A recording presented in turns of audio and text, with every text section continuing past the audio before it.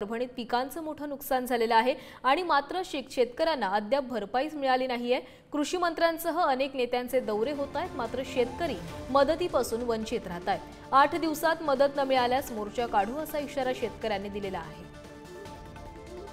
तर परभणीमध्ये शेतकऱ्यांना अद्याप मदत मिळाली नाहीये। मंत्र्यांचे दौरे होत आहेत, मात्र शेतकरी अद्यापही मदतीच्या प्रतीक्षेत आहेत। तर या संदर्भात अधिक माहिती देतात आमचे प्रतिनिधी अक्षय खोब्रागडे। अक्षय, परभणीमध्ये शेतकऱ्यांना अद्यापही मदत मिळू शकली नाहीये। अनेक नेत्यांचे दौरे होत आहेत, मात्र शेतकरी अद्यापही या मदतीच्या प्रतीक्षेत आहेत। काय म्हणणं आहे शेतकऱ्यांचं?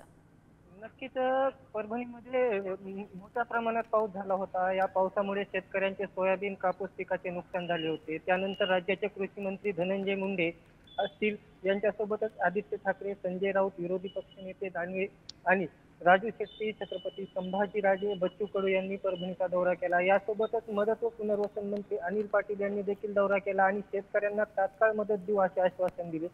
तर राजू शेट्टी, संभाजीराजे आणि बच्चू कडू यांनी सांगितले की 8 दिवसात जर शेतकऱ्यांना मदत नाही केली तर आम्ही जिल्हाधिकारी कार्यालयावर मोर्चा काढू।